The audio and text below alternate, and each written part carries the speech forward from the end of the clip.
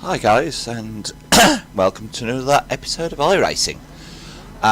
This is Spec Racer Ford race. Spec Racer Ford, for those in the UK, is a bit like Radical PR3, I suppose. It's got, I think it's a 1600 or a 2-litre engine in the rear.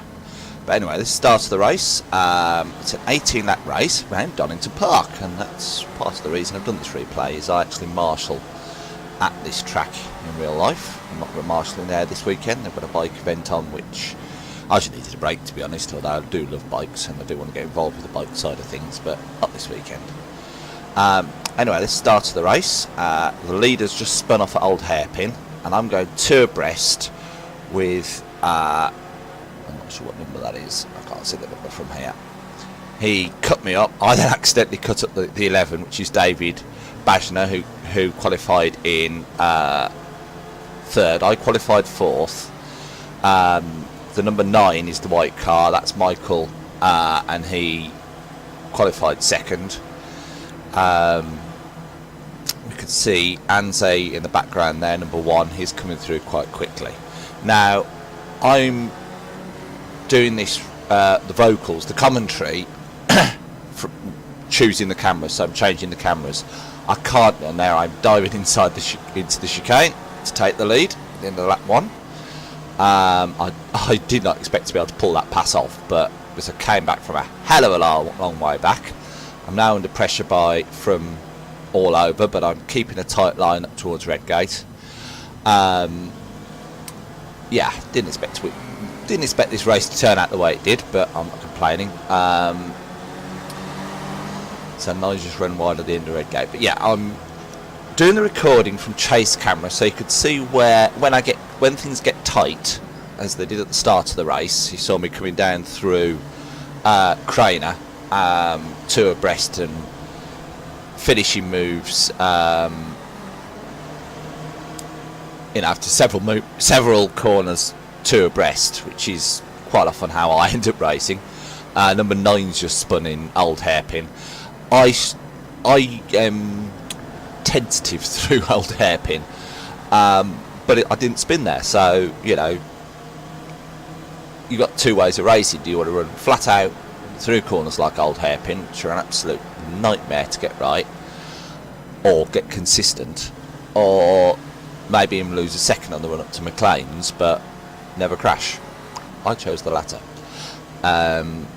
This is coming up to the end of lap 2. I've actually seen off 2 challengers already. Number 1 is Anze, who's right behind me, and he's going to give me some grief in the orange car. I should say that I'm definitely not the quickest in this race by any stretch of the imagination. Pole went to Robert Crouch, with a 1:22.677. Michael and David, number 9 and number 11, both posted 1:23s, a 3:05 and a 6:38, and then I'm a further 1.2 seconds back. The only other guy who actually qualified for this race was number 8, Hugo. He qualified in 25.906, so he was well over a second down, or just over a second down on me. Everyone else didn't qualify, so that's why I started 4th, but I've taken full advantage of that. In iRacing, it's a pickup race system for those. I'm sure I'm putting this replay up on the Donington Marshal's website just for a bit of fun, and hopefully they'll appreciate it. So they won't be necessarily familiar with iRacing. This is a laser scanned version of Donington Park. It's not the current track exactly, because Starkey's Bridge still exists, but it's fairly recent. I think it was done a couple of years ago. Those who are more familiar with the traps on my fairly recent Marshall will know when Starkey's Bridge disappeared, and therefore know when it's likely to be, when this was likely to have been scanned. But it's a very, very good recent scan that was done. Coming up to Marshall's post 2, turn 1. And basically the car, it's a simulator. It's in some ways a racing game, but it is a simulator. The idea is that the racing's as close to real life as you can get without incurring costs when you crash, and massive chance of injury and this kind of thing. And we just had a third person try to sneak up the inside of me, a whole hairpin and spin. That was Anze, and I think he actually goes into the barriers because he retires. Let me see. Oh no. Yeah, he did a terrible rejoin. I've just gone back to have a look at his rejoin, and he just wasn't paying attention, and a car clipped him as he came out of another car clipped him as he came out of old hairpin. Yeah, that will definitely be a trip to the clerk of the course. You don't rejoin like that. You get, and in fact he retires, so that put him out the race. But yeah, iRacing. I've actually done sim racing for over 20 years, but I currently use iRacing. Don't race as much as I used to. A bit slower as a result. But I've still got racecraft, which hopefully will sit in this race. We're up to lap 4 of 18. I'm leading.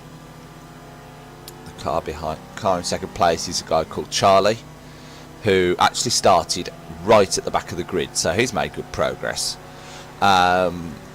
Then Robert Crouch is making his way back through the field after spinning on lap 1. He's up to third. He's going to obviously catch me.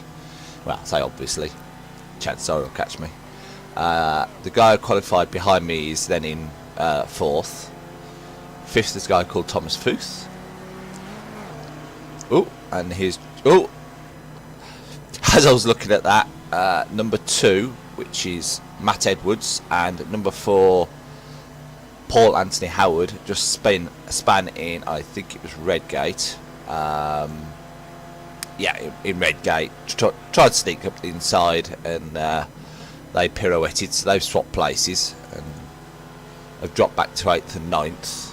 At the back of the grid is a guy called David Katona,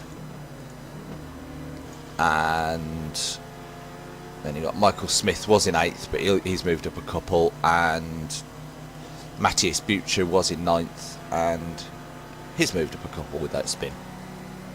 So, going back to the front, find my way all the way back up to me. Robert has now found his way past into second place, and will now certainly close me down, being as he qualified 2 seconds a lap quicker than me. I have a very simple attitude to racing. As you can imagine, iRacing's very different in many respects to real racing. I say real racing, racing in real life. But that said, at the club level, there's probably a similar range of qualifying times. You get those who practice intently or just plain gifted, and they'll qualify comfortably ahead in exactly the same car as someone else like myself who just isn't as quick. I can be quick on my day, but it just depends on the track and how much practice I'll put in. I'm certainly not gifted. But some of the slower guys know they're slower and take the attitude that, well, I'm slower, so why should I hold up a quicker guy? I'm completely opposite. If a guy's behind me, he's got behind me for a reason, and this race is an absolute classic case in point. Robert Crouch had to fight his way back up through the field, having spun at old hairpin on lap 1. We're now up to lap 7, and he's probably about 2 seconds, 3 seconds behind me at this stage. And he's behind me for a reason. The reason he's behind me is because he made a mistake. Why should I let him through if he's there? Because it's entirely his fault he's behind there. He should have taken old hairpin more cautiously on lap 1. You saw I didn't exactly, I was 2 abreast through most of the way through Craners, and so it wasn't like even on lap 1 on cold tyres, it's possible to be safely aggressive and not fall off. He's closing me down quite quickly though, so battle commenced. We're up to lap 7, as I say. We're coming through up onto the back straight, onto the Dunlop Straight, past the exhibition centre in a minute or two, or a few seconds, and up to the chicane. Start lap 8. Just have a look while we... Well, actually, I'll stay with the lead battle, because I was going to have a look back and see what other battles, if any, were developing. But no, I'll stick with this one. So, yeah, Robert's right with me now. He's right at the backside. Now, interestingly, one of the things that is quite the marshals have to do is actually report track limit violations. And I'm sort of looking at this thing and wondering how often my colleagues in their green, their orange suits would be reporting me for track limits. iRacing does have track limits of a sort. Where it thinks you've cut a corner, it'll give you a black flag, slow down, give back time penalty. It also has an incident system, but effectively the track limits are half a car off track. Curbs are classed as track. Robert's with me right now.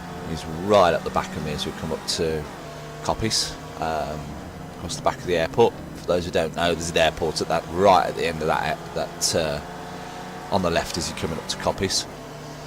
And yeah, so it's quite legal for me to use curbs and things like that in iRacing, in the way that I do. I incur 3 what are called incident points from going off track, but they were all as a result of collisions. You've seen a couple of collisions I've been involved in where cars have squeezed themselves into places perhaps they shouldn't have done. And if 2 cars collide and then one of them goes off track, both cars get the incident point. It's a no-fault system, effectively. Every car involved in an incident gets the same incident penalties, and we have a licensing system in iRacing, which is basically governed by how safe you are rather than how fast you are. So I've got an A license, which is the... Whoa! I don't know what he was doing to there. I think I overran McLean's a little bit, and I think he thought he turned in thinking I was going to be tighter than I was, but I wasn't particularly wide. I was only about a car width from the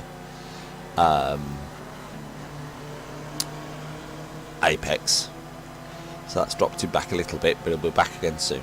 Now, interestingly, I'm not finding I'm having to drive defensive lines. I'm more than happy to drive defensive lines. I've got no compunction about doing it whatsoever, and I've won races where I've run defensive lines most of the race. People, as I was saying earlier, that when I was going on about the fact that I fight, a lot of the slower guys, or a notable number of the slower guys, will not fight, and the reason they say they won't fight is because eventually they'll get past. Well, that's true, but they might also fall off. We've seen that in this race. They might not get past because you're driving good enough lines that you don't need to. Robert's all over me again, trying to sneak around the outside of McLean's, and he actually gets up alongside me into McLean's, and this time he runs wide into me. That's racing. It's, there's a little bit of rubbing in these occasionally. You can get away with it, although there is a damaged model system, so if you do hit them too hard, you can knock out the suspension and things like that, and it's it's not accurate to real life, but it's good enough for the simulator. So coming up to the chicane, and we're on to just finishing the end of lap 10. But yeah, it's a race. They've got to get past. There's a friend of mine called Sebastian, and I wrote an article on racing. I'm a journalist, freelance journalist as well, and I wrote a couple of articles specifically on racing and racecraft and this kind of thing. And one of the things that I talked about in there was how to drive defensively without blocking, how to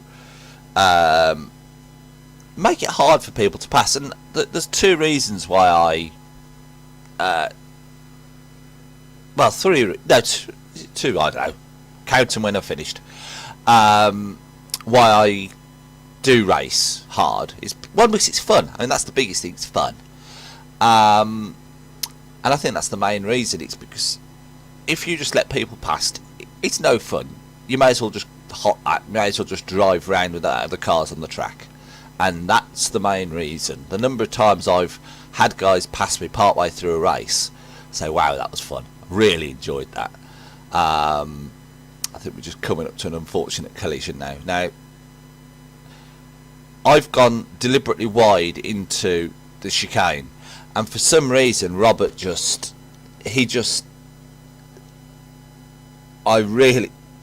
it was as if he didn't think I'd make the corner.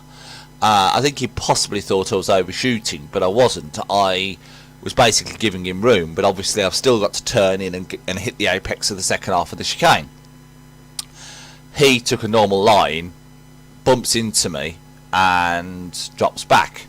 Now, I've actually just switched to his camera, to his car on the replay I'm watching while I'm doing this commentary, because for some reason he drops way back, and I'm not sure why. His car seems to be handling okay, so I don't think he's got any of that damage I was talking about. He's just run wide at Old Hairpin. He's done that a few times. That would definitely be track limits. He's definitely picking up instant points there. And it's the white car from earlier, number 9, is now recovering as well, but spins. So he's just spun. So I'm not. So that's Michael Smith, who's just spun. Yeah, number 9 from earlier. So at this stage, Robert's still in second, but I assumed he'd collided with someone, because in the race I just realised he dropped back and I wasn't sure why. So I'm actually watching him to try and work out why. There's 6 laps. I've just started lap 12, so there's 6 laps left to go. I'm afraid it's going to be a slightly boring race from my point of view for the last 6 laps. Yes, I do win it. Oh, he did get a black flag. He's just pitted. He must. If you get damage, sometimes the damage system, you don't feel damage or you can drive around it, but if it decides something's unsafe, it gives you a black and orange flag, and then you can pit and repair your car. So although it wasn't a major collision, it must have just knocked the suspension out or broken a bit of suspension, or even given him a puncture, which has forced him to pit, get repaired and jump out. This class of it's a D licence race, this, and in the D and the rookie classes you can pit once per race and get a new car. So he'll have a new car. I've now got about 12-second lead, so I could just pretty much cruise to the finish, although I try and keep the lap times up, because I'm not slow, I'm not fast, so if I slow down I'm really at risk of people gobbling into the lead. So I'm trying to keep my lap times going. I'm lapping I only do, I think 25.1 is my fastest lap of the race, which is 0.3 off my qualifying time, and I was basically lapping 25s all race, except if there was battling going on. But yeah, going back to sort of racecraft,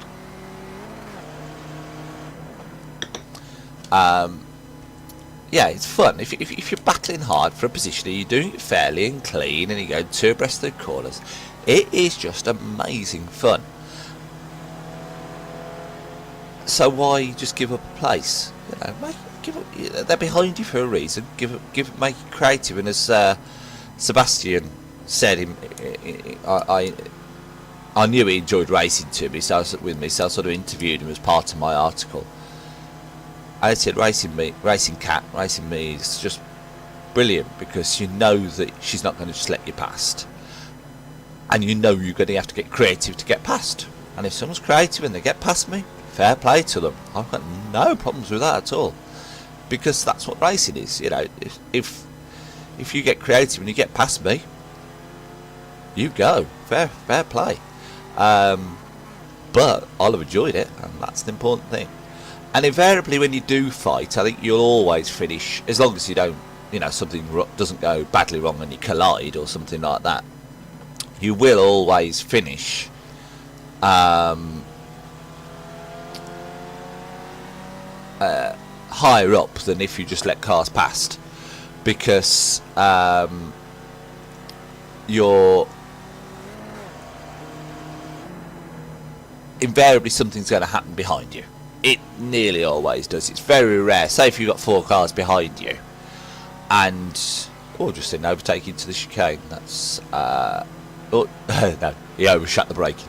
Classic chicane mistake there.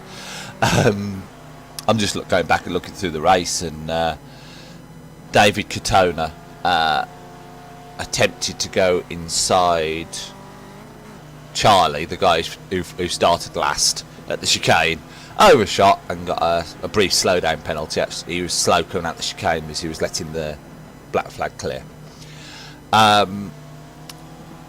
But yeah, usually one of the cars in that little train behind you is going to fall off because they make a mistake, they get impatient. Well, if that happens, they should be more patient. They should learn how to bide the time, or even learn how to overtake. It's amazing how many guys in iRacing are really, really quick, but I've not got a clue when it comes to actually how to race. And get really annoyed when they can't pass someone like me, who they're 2 seconds a lap quicker than, but is putting a car in the right places, knows when to take defensive lines, knows how to cramp you for space, knows when to do cutback moves, these kind of things. And it is amazing how often you get people who just hate it. But it's racing. If you can't, and I get the same when I'm being lapped. If I'm in a race where I'm likely to be lapped and I get lapped, I will help.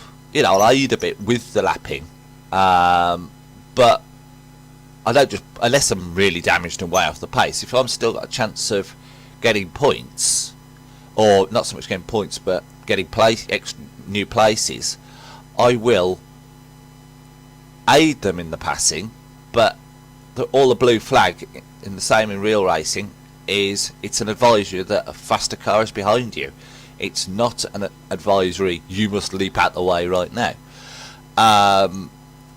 So I'll lift off the throttle a bit out of a corner, you know, feather it, or I'll deliberately brake a touch early for a corner to give them a line if they're clearly shaping up to pass, this kind of thing. And a lot of the fast guys don't actually realise that's all they've got to do, rather than expecting the car ahead to leap out the way. The safest thing to do is and the correct thing to do is to start to make a pass when you're close enough, and if the other person's awake, they'll brake a little earlier, they'll give you the inside line, this kind of thing, and neither car loses much in the way of time. And it's the correct way to lap, and it's amazing how often faster guys just don't know that, or understand that, or know really how to race. We're approaching the last lap.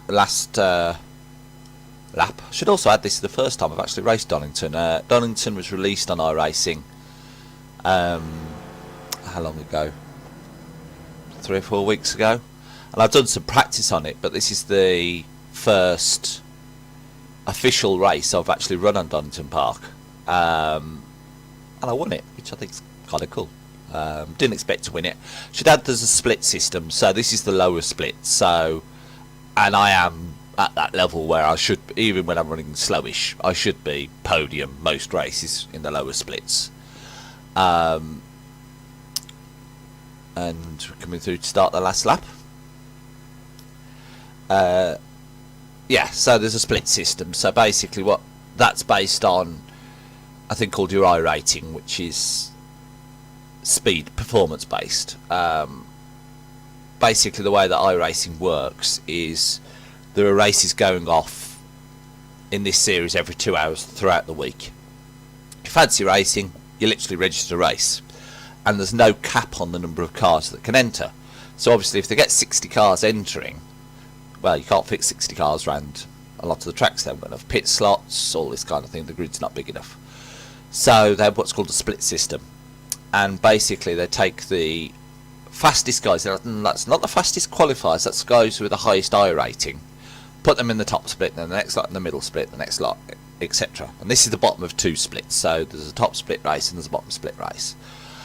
The top guys are running around what Robert Crouch is running, 122s into the 121s, so I'm about 4 seconds off the real, no, 3.5 seconds off the top pace, 3 seconds off most top split pace. Which is the frustrating part for me, is that I'm car 3 in this race, and the number is a reflection of your I rating. And here it comes to the end of the lap.